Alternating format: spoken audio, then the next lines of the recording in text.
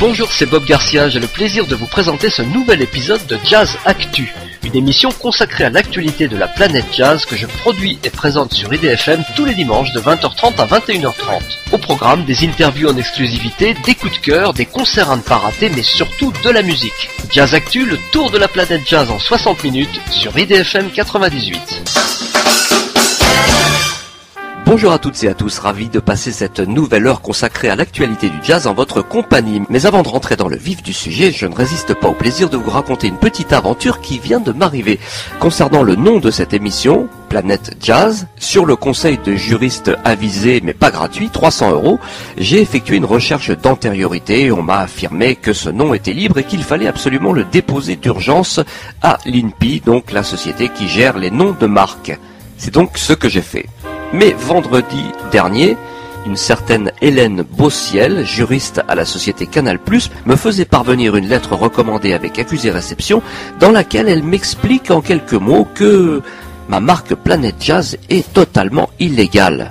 Je vous lis ses propos édifiants. Nous avons remarqué que vous faisiez actuellement exploitation de la dénomination Planète Jazz pour désigner une émission de radio dédiée à la musique jazz que vous produisez et animez sur la radio IDFM. Vous conviendrez que votre demande de marque présente des éléments de similarité importants avec nos marques Planète.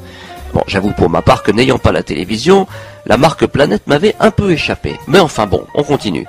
En effet, sur les plans visuels, phonétiques et conceptuels, le signe Planète Jazz reprend en position d'attaque et à l'identique nos marques Planète susvisées.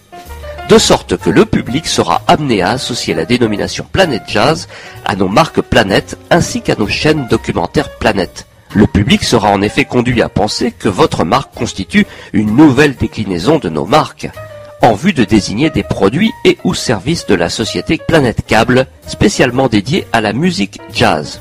Dès lors, compte tenu de la similarité des signes d'une part et des services désignés d'autre part, il existe un risque de confusion et d'association très élevé.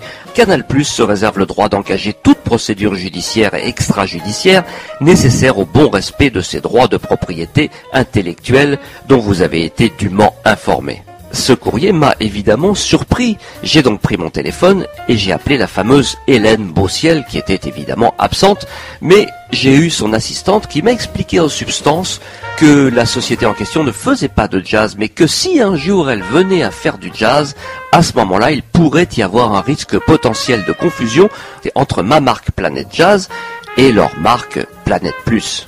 Un ami spécialiste du proverbe maison m'a alors fait remarquer que si Tata en avait, on l'appellerait Tonton. On ne peut pas lutter devant de telles évidences. J'ai donc décidé de rebaptiser Planète Jazz en Jazz Actu, l'actualité de la planète jazz. J'espère que la fameuse Hélène Bossiel sera sensible à cet effort notoire visant à éviter tout risque de confusion et d'association entre mon émission de jazz et leur chaîne de documentaire Planète.